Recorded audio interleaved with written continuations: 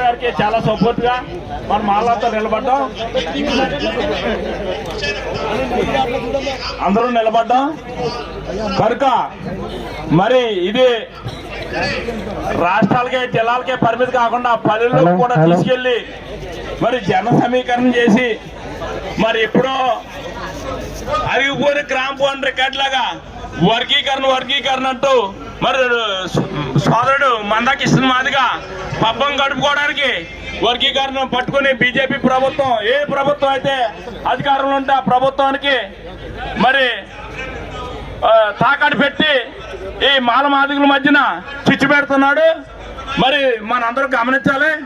మరి వర్గీకరణ చెల్లదని సుప్రీంకోర్టు తీర్పిచ్చిన ఈ పాలక ప్రభుత్వాలు మరి మాలను ఇంకా తొంగలాకు తొక్కేయడానికే చూస్తున్నారు, కానీ వాళ్ళ అభివృద్ధి పదంలో నడిపిద్దామని ఏ ప్రభుత్వం అనుకోవట్లేదు. కనుక మన అందరం ప్రతి ఒక్కడూ అంబేద్కర్ ఆలోచన విధానమే ఈ దేశానికి శరణమని అంటున్నాం.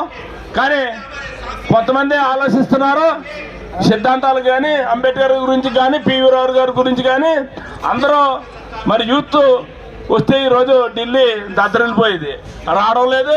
మరి వాళ్ళని కూడా మోటివేట్ చేసి మనం ఢిల్లీ వచ్చిన వాళ్ళు అందరం మరి గ్రామంలో మరి యువకులకి అందరికి తెలియపరుచుతూ మరి అందరిని మోటివేట్ చేసి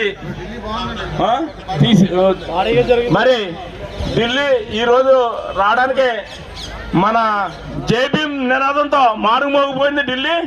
మరి ఇంకా బాగా మారుమోగిస్తారని సెలవు తీసుకున్నాం. జై భీమ్, జై అంబేద్కర్. అలాగే థ్యాంక్ యూ అండి వెంకటేశ్వర గారు.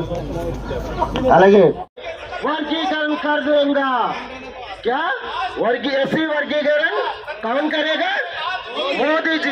मोदी जी का एससी वर्गीकरण कर देगा।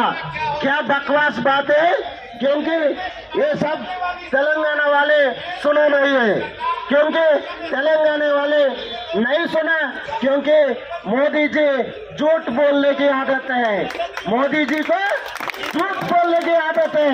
इसीलिए मोदी जी कहने वाले बात को कोई बिलीव नहीं किया, इसीलिए चुनाव में हार गया, बीजेपी हार गया, कांग्रेस जीता, क्योंकि वो మాదిగా లోగ్ నే ఈ కార్యక్రమాన్ని తీర్చిదిద్దడంలో ఎంతో వ్యయ ప్రయాసాలకు వచ్చి పండు అశోక్ కుమార్ గారు పివి రావు మాల మహానాడు ఒక్కటే ఈ రాష్ట్రంలో అన్యాయాన్ని ఎదిరించగల సత్తా దమ్ము ఉందని చూపించగల ధైర్యాన్ని చూపించిన